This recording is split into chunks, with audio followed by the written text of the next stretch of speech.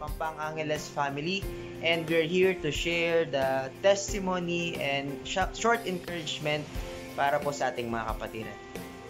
Kung magpasalamat sa Panginoon na nandyan palagi, talagang napakadakila niya, talagang napakabuti ang Panginoon sa atin, sa amin at sa ating lahat mga kapatiran.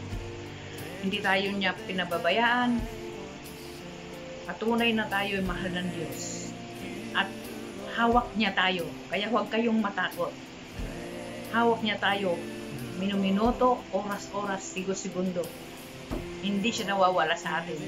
Nandyan lang sa ating tabi, nakabantay sa atin, nakatunghay na tayo ay kanyang proprotektahan dahil yan po ang pangako niya. Kaya kapit lang po tayo sa Diyos. Laban tayo dito sa COVID-19 na ito. Pinanghahawakan ko lang mula na nagsimula ang COVID, ang lockdown dito sa atin. Isa lang ang pinanghawakan ko na verse na salita galing sa Panginoon ng Isaiah 41 chapter 10. Ang nakasulat ay, "Ako'y isa sa iyo, huwag kang matakot. Ako ang iyong Diyos, hindi ka dapat mangamba. Palalakasin kita at tutulungan, iingatan at ililigtas." Salamat sa salita. So yun lang, at patuloy tayong magpuri at magsamba sa Panginoon kahit nasa bahay tayo. And manalangin at sana matapos ang lahat na ito para makabalik tayo sa ating buhay-buhay at syempre makapagsimba na rin tayo sa Jesus Christ the Gate. At yun lang po, and bye! Thank you! Magandang umaga po mga kapatid. Ako po si Ana Oliveros. Patuloy kong pinupuri at napasalamatan po ang Panginoon si Kristo dahil sa kanyang kabutihan, sa kanyang kagandang loob, sa kanyang katapatan, sa kanyang pag-ibig. Nagpapasalamat po ako sa Panginoon kahit po nasa kabila po na mga nangyayari sa atin ngayon, hindi lang po sa bansang Pilipinas, kundi sa buong daigdig po, dahil po sa pandemya. Nagpapasalamat po ako sa Panginoon dahil patuloy po siya nagtuturo. Sa panahon po ngayon, marami pong natatakot sa virus, natatakot na gutom, pero hindi po natatakot sa Diyos. Sa halip na ang Diyos po ang pasalamatan, ang palakpakan, sayawan, patawitan, pero hindi po naparangalan ang Diyos, kundi tao. Nakakalungkot po ang mga bagay na yun, pero nagpapasalamat po ako sa Panginoon kasi po sabi na po sa Lucas na hindi natin dapat katakutan ang lalo na ngayon ng pandemic po, ang kamatayan, hindi po natin dapat ang katakutan, kundi ang dapat mo katakutan natin ay ang Panginoon na pagkatapos pumatay ay may kapangyarihan po na mag-ulit ng ating kaluluwa doon po sa buhay ng impyerno. At nagpapasalamat din po ako sa Panginoon dahil ang kabila po ngayon na marami po nawala ng trabaho, isa na po ang mister ko dahil sa pamilya po namin, isa lang po ang naghanap buhay, ang mister ko lang po. Ang biyahe po niya ay sa UP Diliman at alam naman po natin ang sitwasyon tungkol sa mga bagay na yun. Sabi ko na po sa Panginoon, ito na lang po ang bigas namin, bahala na po kayo sa susunod, alam niyo lang po ang aming pangailangan. Salamat po sa Panginoon kasi po ang lingkod po ng Panginoon si Pastor Joey po ang ginamit din po ng Panginoon at dinalhan niya po kami na bigas. At yung kapitbahay din po namin pupunta, sasabihin Panggas po pa kayo, may budget pa kayo. Salamat sa Panginoon kasi po ginamit po ang lingkod ng Panginoon tungkol sa mga bagay na yun. Ang Panginoon naman po nakakaalam ng lahat ng bagay na kailangan natin. Ang sabi po ng salita ng Diyos po dito sa Lucas 12:7 na huwag tayong matakot dahil masigit pa tayo sa mga maraming maya. Higit tayong mahalaga kaysa maraming maya. Kaya huwag tayong matakot, hindi pala mga kapatid, kundi patuloy tayong tiwala sa Panginoon, pamahalaan natin ang kanyang mga pangako. Kaya mga kapatid, patuloy po tayong umasa at magtiwala sa mga gawa ng Diyos sa atin. At hindi po yung magagawa ng tao, kundi yung magagawa po ng Diyos. Dahil siya lang po may kapangyarihan na magligtas sa atin sa lahat ng karamdaman at sa gutom at sa kawalan. Maraming salamat po at kamusta po sa inyong lahat. Kami po ay nagpupuri at nagpapasalamat sa Panginoong Hesus sapagkat ang Diyos po ay mabuti po. Sa kabila po ng krisis po na nararanasan po ng buong mundo, purihin po ang ating Panginoon dahil hindi po niya tayo hinahayaan ng Diyos na tayo po ay magkasakit. Dahil po naniniwala po ako na silyado po tayo ng dugo ng Panginoong Hesus. At purihin po ang Panginoon. Bagamat po ang marami po sa atin, wala pong trabaho, purihin po ang Diyos dahil sapat po ang biyaya ng Diyos. Hindi po niya tayo pinagkulang sa ating pangangailangan. At purihin po ang Diyos sa kanyang katapatan, sa kanyang kabutihan. Salamat po sa Panginoon dahil marami po ang natatakot, marami po ang nag-aalala. Purihin po ang Diyos dahil salamat po sa Panginoon dahil ako po nararanasan ko po na ang sarap po ng tulog ko, mahimbing po ang tulog ko. Kaya po patuloy po tayong magpuri, patuloy po tayong manalangin, patuloy po natin purihin po ang Diyos sa kabila po ng nangyayari po sa atin po, sa krisis na ito po. Kaya purihin po ang Panginoon. Meron po kami hinandang verse. Ito po ay matatagpuan sa unang Thessalonica chapter 5 verse 18. Ito po ang sinasabi. Pagpasalamat ninyo sa pangalan ni Kristo Jesus ang lahat ng pangyayari, sapagkat yaon ang ibig ng Panginoon. Yaon ang ibig ng Diyos. Amen po. Kaya ito, sa nararanasan po natin ngayon, dapat po talaga na mas kumapit po tayo sa ating Panginoon sa pananalangin. At alam po natin na pagsubok po o kasaganaan, dapat pa rin po tayo magpasalamat sa ating Panginoon. Dahil ngayon po nakakaranas tayo ng mga pagsubok, kailangan pa rin po nating manalangin, kailangan pa rin po natin ito ipagpasalamat sa ating Panginoon. Dahil sabi niya nga po, walang pagsubok ang ibinigay niya sa atin na hindi po natin kayang lagpasan. Kaya salamat po sa ating Panginoon. Purihin po muli ang ating Diyos.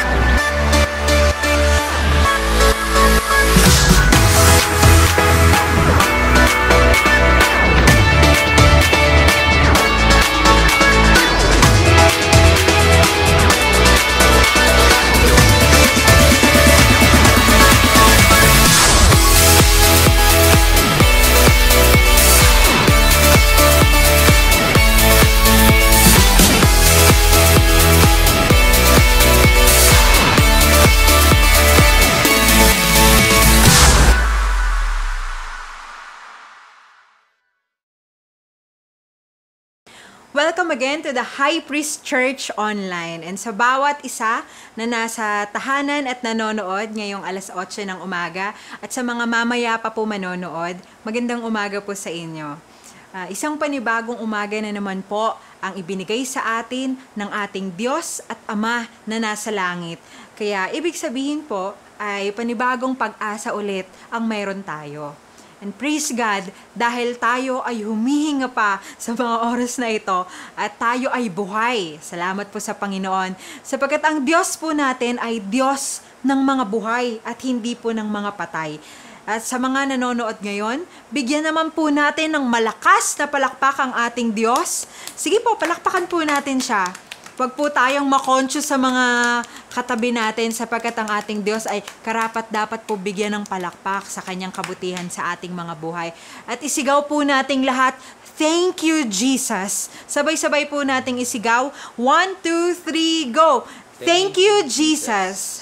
Salamat po sa ating Panginoong Jesus sa araw-araw na proteksyon niya sa atin at hindi niya po tayong pinapabayaang magutom o magkulang man. Ipinangako po sa atin ng ating Diyos na hindi niya tayo iiwan ni pababayaan man. At sa ating sitwasyon ngayon, wala po tayong ibang maaasahan kundi ang ating Panginoong Hesus lamang. At isang magandang pangako po ang sinabi niya sa Juan chapter 14 verses 13 to 14. Ang sabi po, anumang hilingin ninyo sa Ama, sa aking pangalan ay gagawin ko upang maparangalan ang Ama sa pamamagitan ng anak. Gagawin ko ang anumang inyong hilingin sa aking pangalan. Yun po ang sabi ng Panginoong Hesus. Si Lord mismo ang nagsabi nun. At ganoon po kamakapangyarihan ang pangalan ng Panginoong Hesus. Kaya sa umagang ito, let us shout the name of Jesus. And through the name of Jesus, we have been saved, we are healed, and we are victorious. And COVID is just another name, and that name has no power over the name of Jesus. Ang pangalang COVID po ay susuko yan sa pangalan ni Jesus. Kaya palakpakan po natin ang ating Diyos at Panginoon, tagapagligtas, ang ating Panginoong Jesus. Sige po, tayo po muna ay manalangin. Ama naming Diyos, kami nagpapasalamat sa inyo pong kabutihan sa amin, sa araw-araw po ninyong biyaya at kahabagan sa amin, Lord God. Lord, salamat dahil hindi po kayo nagkulang kailanman, O God. Salamat, Lord, dahil patuloy mo kaming iniingatan. Araw-araw po ninyo kaming pinoproteksyonan, Lord, lalo na sa kalaban namin na hindi po nakikita. Lord, salamat, Lord, sa kapangyarihan na ipinagkaloob po ninyo sa amin na tumapak na mga ahas sa talakdan at kapangyarihan, Lord, na yumurak sa kapangyarihan ng kaaway upang walang makapanakit sa amin. Lucas chapter 10 verses 18 to 19. Lord, salamat po. Salamat, Panginoon, sa inyo pong kabutihan sa amin sa araw-araw. Lord, maging sa pagkakataon na ito na minsan pa ay ikaw ay aming masasamba, ikaw ay aming maaawitan, Lord. At Lord, bagamat hindi kami magkakasama, alam namin na patuloy na pinagbubuklod po kami ng inyong kapangyarihan. Lord, salamat po sa mga hindi magandang sitwasyon na katulad nito sapagkat nakikita namin ang iyong kapangyarihan sa aming mga buhay, Lord, at nararanasan namin ang iyong kabutihan, Lord, at ang katapatan mo sa amin, Lord God. Sapagkat paano namin mararanasan kung totoo ka, kung palaging komportable ang aming mga buhay. Kaya Lord, salamat po, maraming salamat po sa mga pagsubok na iyong pinahintulutan. Patuloy na dalangin po namin na ingatan mo kami palagi, proteksyonan mo kami, itago niyo po kami, Lord God, sa inyong malalabay na pakpak, Lord God, at patuloy na ingatan, Lord, laban sa aming kalaban, Lord, at patuloy na ipagkaloob po ninyo, Lord, ang aming mga kahilingan sa inyo, Lord, mga pagpapala sa araw-araw, O God, sa pangalan mo, Panginoong Hesus, ito po ang aming hinihiling, Lord God, sapagkat ito ang pinangako mo sa amin, hingin namin ang anumang aming maibigan sa iyong pangalan at ito ipagkakaloob mo sa amin upang maparangalan ang Ama na nasa langit. Lord, salamat po sa aming buhay, Lord, na patuloy po ninyo na binibless, Lord God, sa lahat ng kapamaraanan. Lord, patuloy na kumilos po kayo sa bawat tahanan ng nanonood sa umagang ito. Lord, inaasahan po namin na patuloy po kayong magpagaling, patuloy, Lord, na maranasan namin ang iyong banal na presensya, bagamat hindi kami sa loob ng simbahan, dahil ayon sa iyong turo, kami ang templo, Panginoon. Kami ang simbahan, Panginoong Diyos. Kami ang templo ng iyong banal na Espiritu Santo.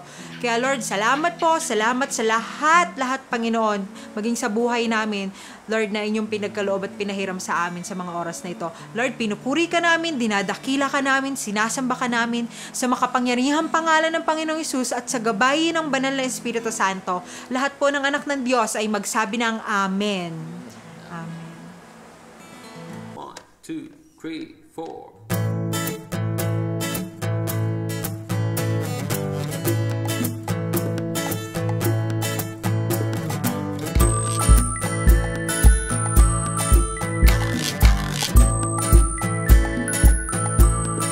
God is fighting for us. God is on our side. He has overcome. Yes, He has overcome.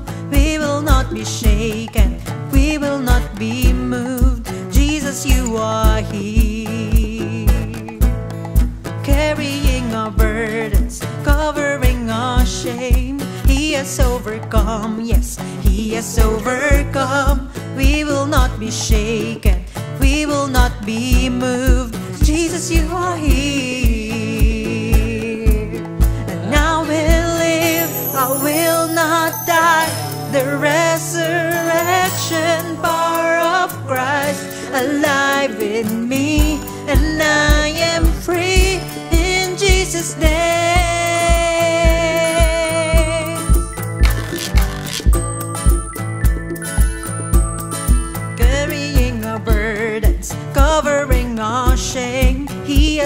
overcome. Yes, He has overcome. We will not be shaken, we will not be moved. Jesus, you are here, and I will live, I will live, I will not die. The resurrection power of Christ alive in me, and I am free in Jesus' name. I will live, I will not die, I will declare and lift you high. Christ revealed, and I am healed in Jesus' name.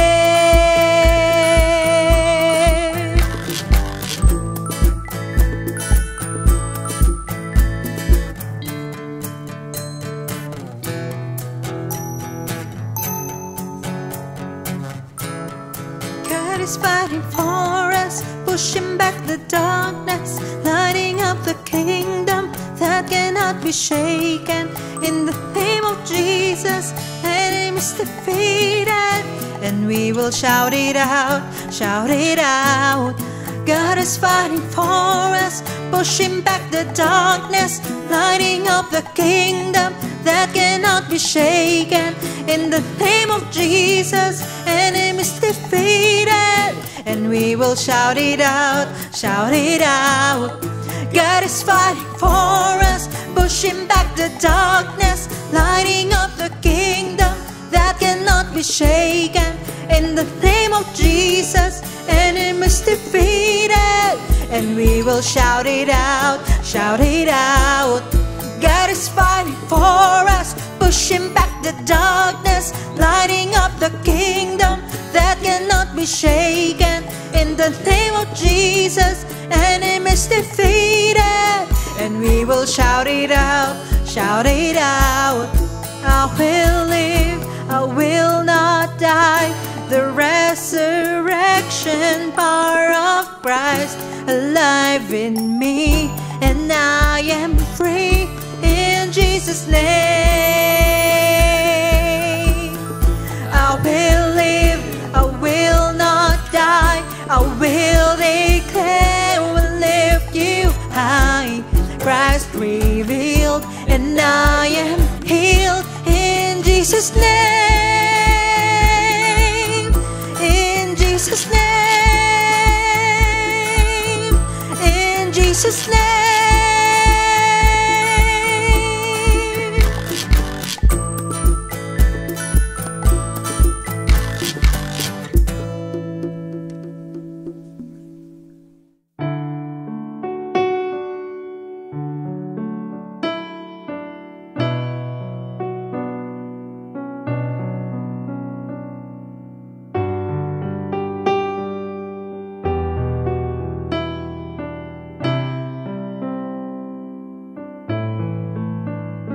If my people will humble themselves and pray, if they seek my face and humble themselves and turn from their wicked ways, I'll hear from heaven and forgive their sins. I'll hear from heaven and heal their land. Lord, heal our land. Father, heal our land. Hear our cry and turn our nation back to you. Lord, heal our land. Hear us, O Lord, and heal our land. Forgive our sins and heal our broken land.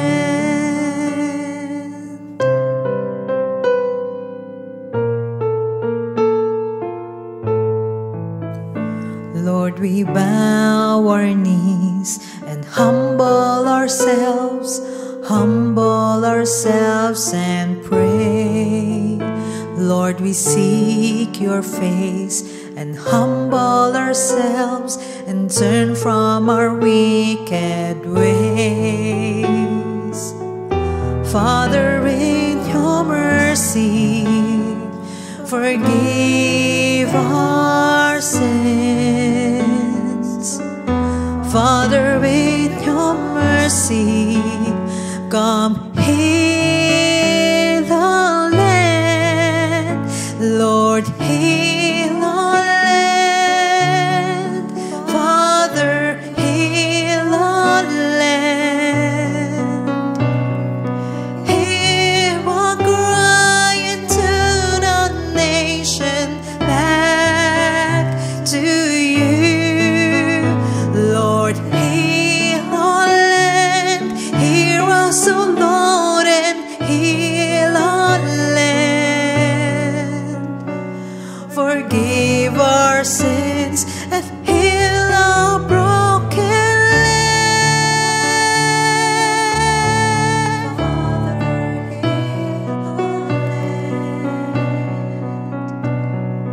Hear our cry and turn our nation back to you. Lord, heal our land. Hear us, O Lord, and heal our land. Forgive our sins and heal our broken land. Forgive our sins and heal our broken land.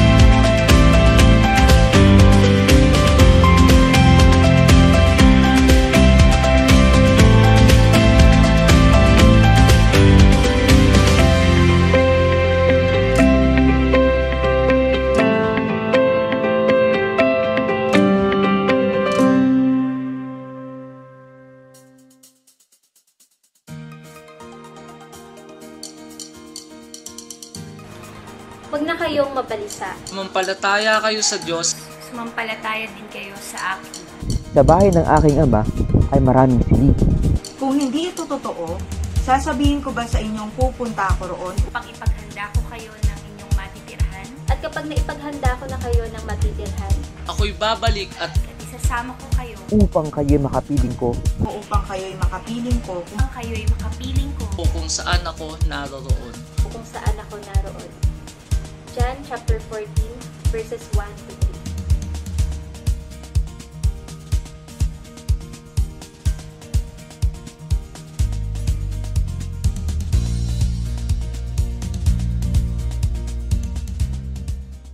Purihin ang Diyos, mga kapatid. Kumusta na po? Tayo po ay patuloy na sumamba sa ating Panginoon sa mga araw na ito.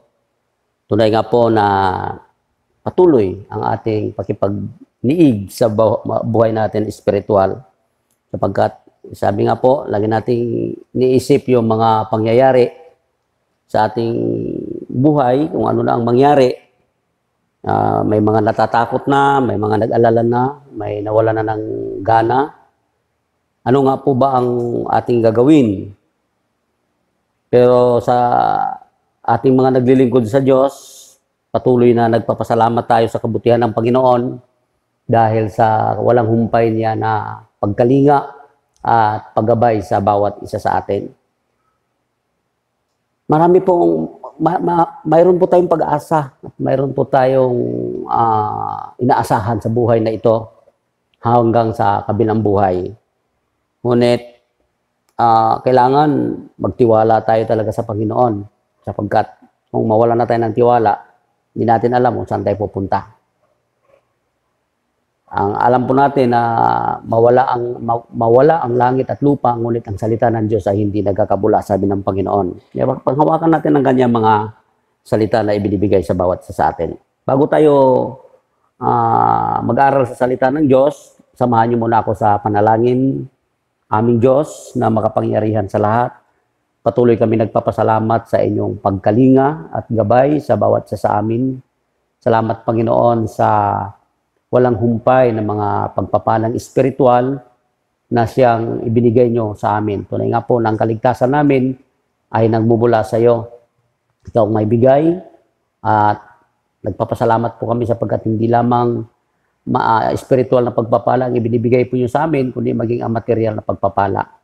Minsan pa, Panginoon, sa mga oras na ito, samahan ninyo kami sa amin pong pag-aaral ng inyong mga salita.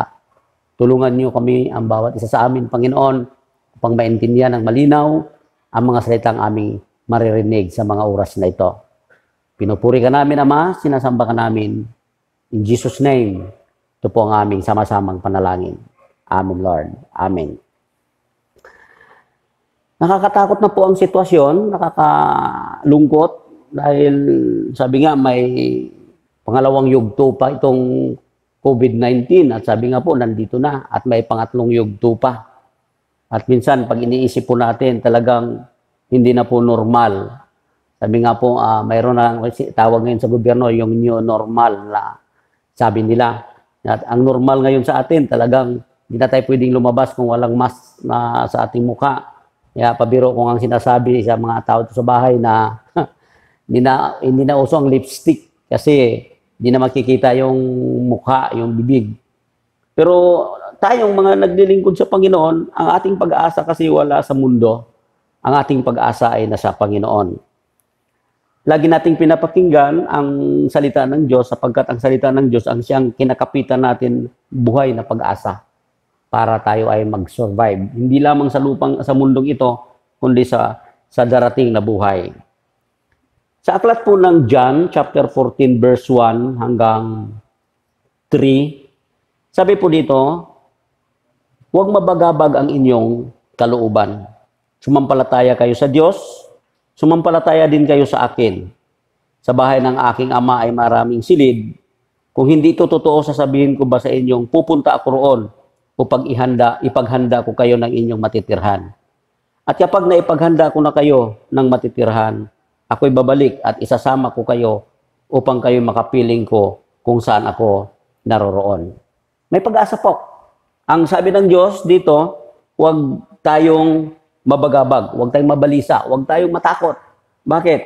Sabi ng Diyos, kaya nga po siya bumaba dito sa lupa upang tawagin ang mga anak ng Diyos na naligaw at nasumpungan po tayo ng Panginoon at hindi pa naman po natatapos ang laban po natin dito sa mundo.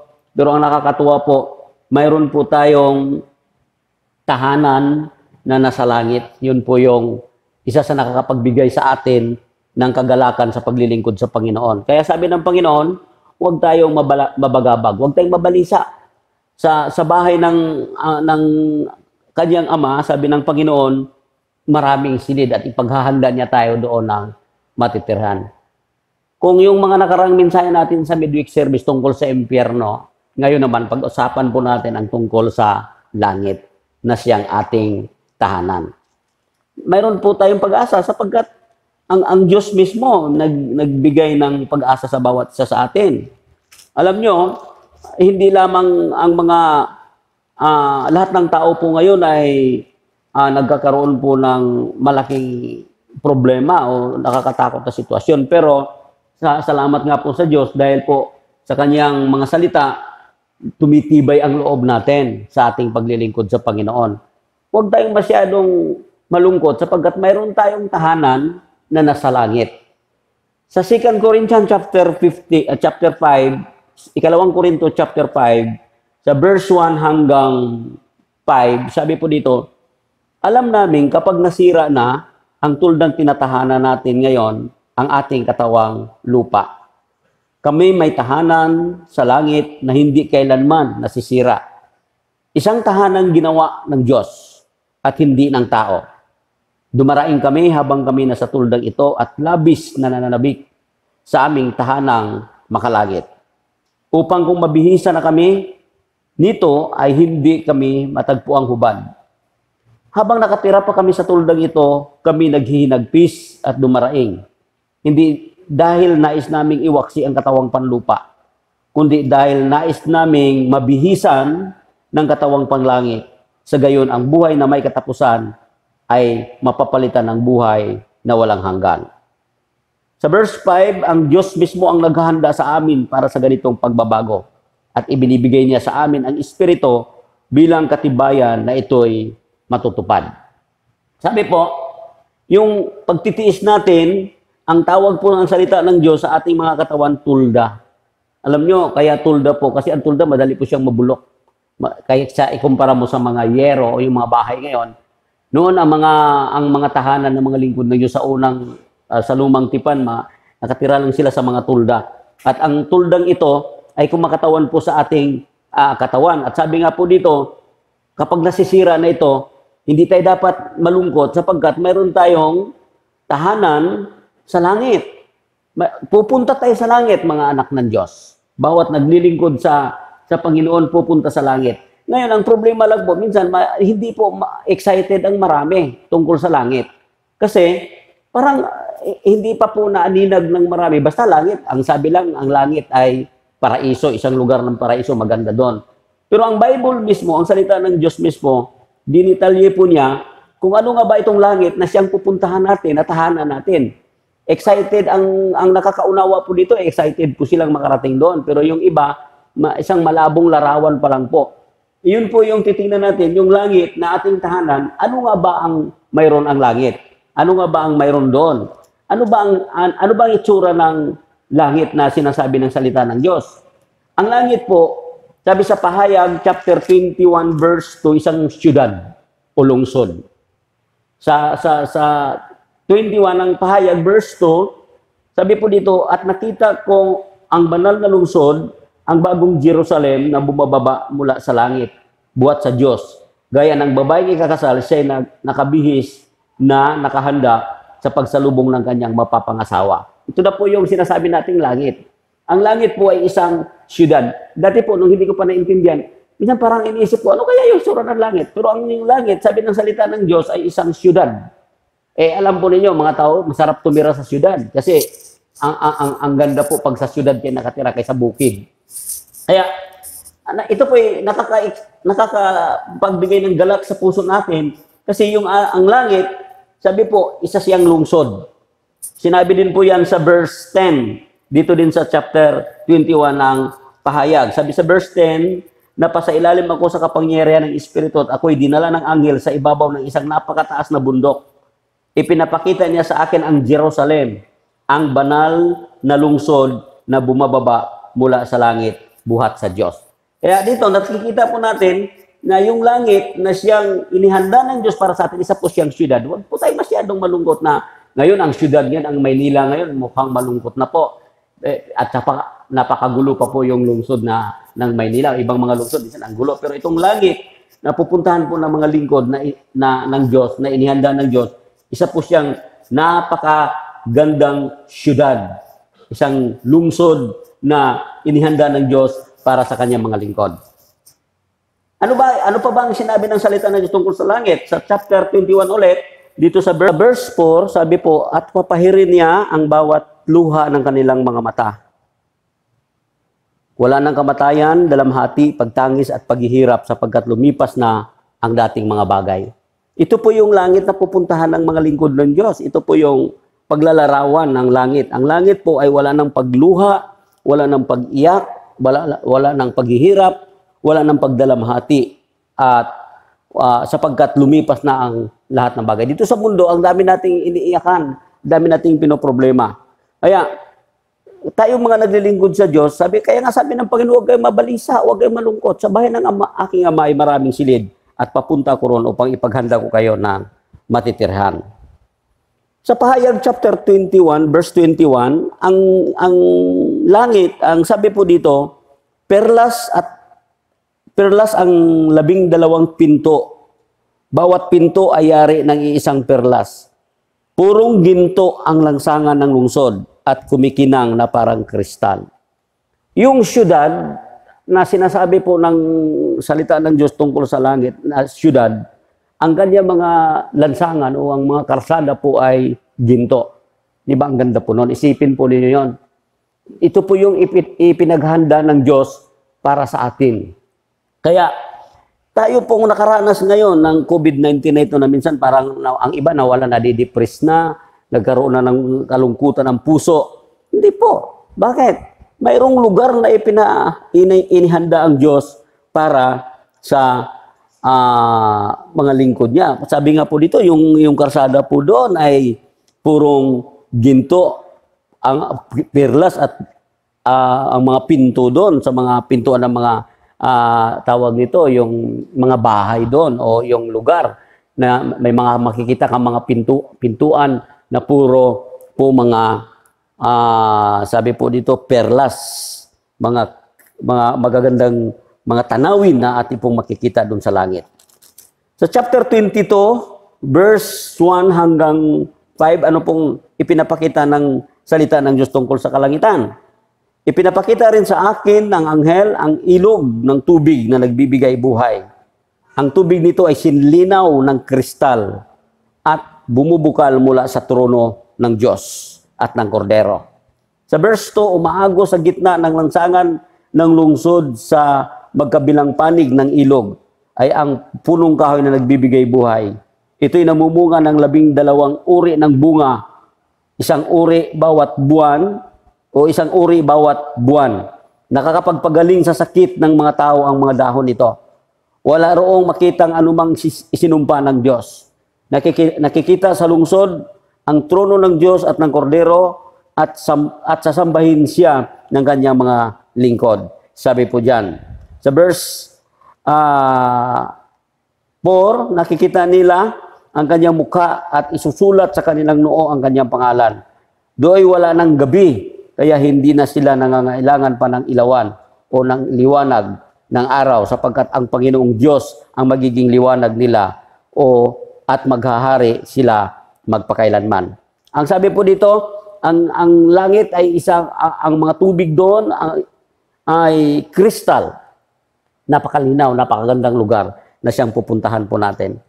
Sa Lucas chapter 20, verse 34, isang talata na nagsasabi sa atin kung ano po ang langit, ano po ang maging kalagayan po natin dito. Sa 34, sumagot si Jesus, sa buhay na ito, ang mga lalaki at mga babae ay nag-aasawa. Ngunit ang mga lalaki o babaeng karapat-dapat na napapasama sa muling pagkabuhay hindi na mag-aasawa. Hindi na rin sila mamamatay sapagkat katulad na sila ng mga anghel. Sila ay mga anak ng Diyos dahil sila ay napapabilang sa muling binuhay. Wala na doon pag-aasawa sa langit. Dito sa lupa, nag-aasawa tayo. Minsan yung pag-aasawa, blessing ang pag-aasawa, pero minsan sakit ng ulo. Pero sa langit na pupuntahan ng mga anak ng Diyos, wala nang pag-aasawa. Yung kalangitan na inihanda ng Panginoon para sa kanyang mga lingkod, dapat excited po tayo doon. Ngayon, ano ba tinuturo ng Diyos para sa mga bagay na ito? Dahil ipinapakita sa atin ng Diyos kung anong lugar, lugar ng kalangitan, ano siya kakanda, na siyang dapat naisin natin, namnamin natin, pag-isipan natin na isang araw, pag ako'y babawiin na ng Diyos ang hiram kong buhay dito sa lupa, may isang lugar na inihanda ang Diyos para sa akin. At ito dapat ang siyang iniisip ng bawat isa. At ang turo ng Panginoon, habang nandito pa po tayo sa lupa, dapat mag-ipon-ipon na po tayo doon papunta sa langit. Sabi po sa chapter 6 ng Matthew verse 19, tinuruan tayo ng Panginoon, huwag mag-impok ng mga kayamanan dito sa lupa. Dito may naninirang insekto at kalawang at may nakapasok na magnanakaw. Sa verse 20, sa halip mag-impok kayo ng kayamanan sa langit, do'y walang naninirang insekto at kalawang at walang makapasok na magnanakaw. Sapagkat kung nasaan naroon ang inyong kayamanan, naroon din ang iyong puso. Habang nandito tayo sa lupa, huwag nating mag-ipon tayo ng kayamanan sa kalangitan. Huwag puro panlupa. Anhin mo naman yan. Iiwanan mo yan.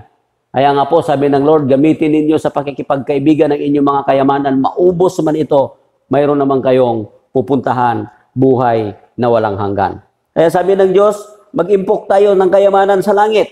Huwag dito sa lupa.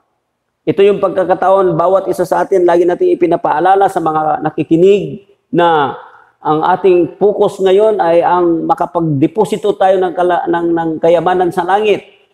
Huwag tayo masyadong mabalisa kung ano na mangyayari. Kasi sa totoo lang naman, ang kasunod kung mawala na itong COVID-19 na ito, bagsak po ang ekonomiya kasi walang mga trabaho. Yung mga nasa abroad, pinapauwi, ilang libo po sila. Ang dami nila po. Pupunta magtambak tayo dito sa Pilipinas na walang mga trabaho. Kaya talagang babagsak ang ekonomiya. Nakakatakot po siya. Pero salamat sa Diyos sapagkat hindi naman matatapos mga mundo. Ang Diyos hindi naman natatapos. Wala namang hanggan ng Diyos.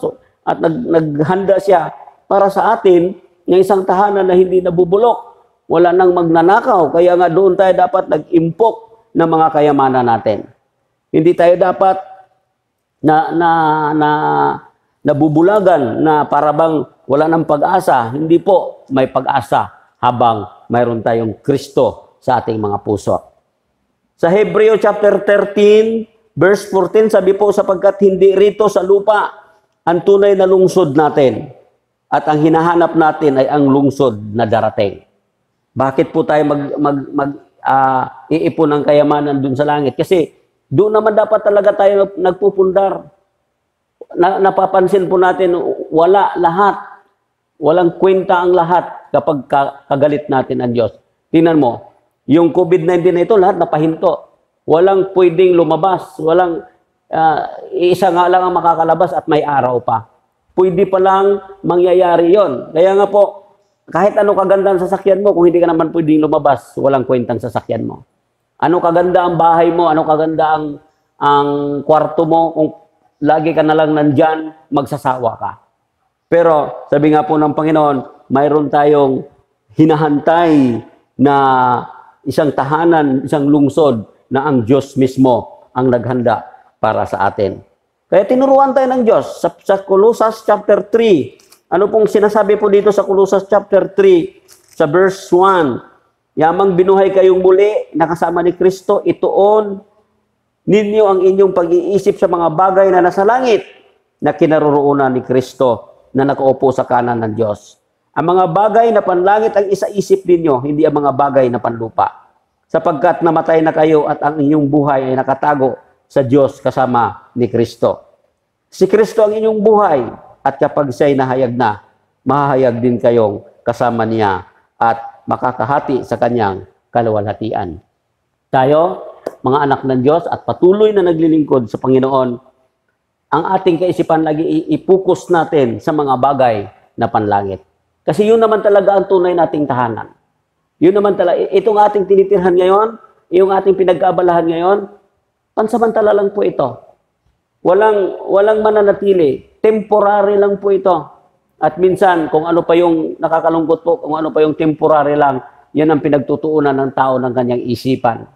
Dapat po ang pag-isipan natin ng mabuti sa mga sandaling ito o sa panahong ito habang binibigyan tayo ng pagkakataon ng Diyos. Mag-isip tayo na makapaglingkod sa Diyos, makakasama tayo sa kanyang kaharian. Kaya nga sabi ng Panginoon, huwag kayong mabalisa, huwag kayong mabagabag sa bahay ng aking Ama. Maraming silid. Mauuna ako sa inyo doon at ipaghahanda ko kayo ng matitirhan. Kapag naroon na ako at naihanda ko na ang iyong matitirhan, sabi niya, babalikan ko kayo at isasama ko kayo sa aking paroroonan. Kapatid, mayroon ka na bang tahanan sa langit? Mayroon ka na bang, nasisiguro mo ba sa puso mo na, kaya pala ang Panginoon, nung nagkatawang tao siya, isa siyang karpintero, o ipinanganak siya sa pamilya ng karpintero, si Joseph. Kasi siya ang maggagawa sa iyo ng bahay doon sa langit. Tayo lang po ang tagahatid ng ating mga materyales para sa paggawa ng Panginoon ng ating tahanan sa langit. Dito sa lupa, matutunan natin yung nagpapagawa ng bahay. Ang karpintero ang gumagawa, pero ang walang gagawin ang karpintero pag wala pong materyales na dadalhin yung may-ari ng bahay. Tayo, kung gusto natin magkaroon ng bahay sa langit, magdala tayo ng materyales sa langit. Yun yung sinasabi ng Diyos na mag-impok kayo ng kayamanan sa langit. Matuto tayong dalhin ang ating kaisipan sa mga espiritual na pag-uusap. Huwag tayong tamad kapag espiritual na ang pinag-uusapan. Dapat po, mas lalo tayong tinatamad pag pagmaterial lang. Kasi lilipas, at sabi ko nga, ilang buwan na rin po itong lockdown, hindi pa naman tayo sumasala sa pagkain.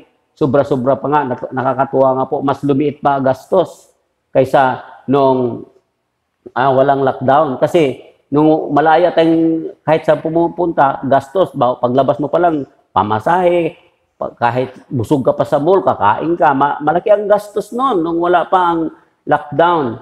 Pero nung nagka-lockdown, alam mo, lumiit lang ang gastos natin. Kasi diyan lang tayo, pagkain, minsan, sawa ka na sa pagkain, maliit lang ang gastos. Kaya nakakatuwa po, may purpose ang Diyos, bakit tayo dinala ng Diyos sa ganitong sitwasyon?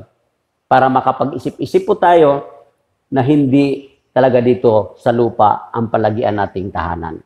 Ang ating tahanan ay nasa langit. Yun dapat ang ating pagtuunan ng ating mga pag-iisip. Huwag tayong malunod dito sa mundong ito. Pansamantala lang po ito. I-enjoy natin ang mundo na kasama ang Diyos. I-enjoy natin siya yung mga blessing na ibinibigay ng Diyos. Pero hindi tayo nalulunod kasi dapat ang ating isipin yung mga spiritual na pagpapala na ibinibigay ng Diyos. Yung hindi kayang abutin ng pag-iisip ng tao ang kagandahan na ibinibigay ng Diyos sa kanyang mga nililigtas. Ay mga kapatid, isang paalala po sa atin, nalungkot ka na ba? Nabalisa ka ba? Nag-aalala ka na ba? Ano na ang kasunod nito? Huwag po. Bakit? Sabi ng Diyos, huwag kang mabalisa. Sa bahay ng aking Ama ay maraming silid. Mauuna ako doon at ipaghahanda ko kayo ng matitiran. Kapag nahanda ko ng titirhan ninyo para sa inyong mga tahanan doon, babalikan ko kayo at isasama ko kayo sa aking kinaroroonan. Itong dahilan, kaya tayo nagpapatuloy. Yan ang hinihintay natin sa buhay na ito. Na pagbabalik ng ating tagapagligtas na walang iba, kundi ang ating Panginoong Hesus. Kaya, minsan pa, nagpapasalamat po tayo sa Diyos sa mga biyaya na tinatanggap natin, mga pagpapalang pang-espiritual na walang sawa na ipinagkaloob ng Panginoon sa atin. Patuloy natin siyang sambahin at patuloy natin siyang purihin ang kanyang kabutihan. Tayo po'y manalangin. Aming Diyos na makapangyarihan sa lahat, minsan pa kami nagpapasalamat sapagkat tunay nga po, Panginoon, Ikaw ang naghanda sa amin ng isang lugar na kung saan lugar na wala ng pagluha, lugar na wala ng paghihinagpis, lugar na wala ng kamatayan, lugar na napakagandang lugar, Panginoon, ginto ang mga karsada, kristal ang tubig, Lord, ang may puno na nakakapagpagamot buwan-buwan ng mga karamdaman, lugar na kung saan kasama ka namin palagi, Panginoon. Kaya aming Diyos, patuloy kaming nagsusumamo na pangunahan niyo kami upang patuloy naming ituon ang aming mga puso't isipan sa mga bagay na panglangit, hindi sa mga bagay na panlupa. Nagpupuri po kami, Panginoon, sapagkat lagi niyo kami binibigyan ng pagkakataon na makapag-ipon ng mga kayamanan sa langit, hindi lamang dito sa lupa. At ito yung pagkakataon namin, Panginoon. Ayon nga po sa iyong salita, gamitin namin ang aming mga kayamanan upang maparangalan ang Diyos. Gamitin namin ang aming mga kayamanan para sa pakikipagkaibigan. Maubos man ito, mayroon naman kaming tahanan na nanggagaling sa langit. Kaya aming Ama, salamat po at patuloy ang aming panalangin sa bawat isa sa kanilang mga tahanan. Lord, patuloy mong abutin ang aming mga kapatiran at ang bawat na nakakapanood ng mensaheng ito, Panginoon. Bigyan niyo kami ng kapayapaan. Bigyan niyo kami ng kapanatagan. Sapagkat sa bahay ng inyong Ama ay napakaraming silid, Panginoon. Napakaraming tahanan. At mayroon po kaming inihanda niyo para sa bawat isa sa amin. Kaya nagpupuri kami at nagpapasalamat, Ama, sa pangalan ng aming Panginoong Hesus. Ito po ang aming sama-samang panalangin. Amen. Amen. Amen.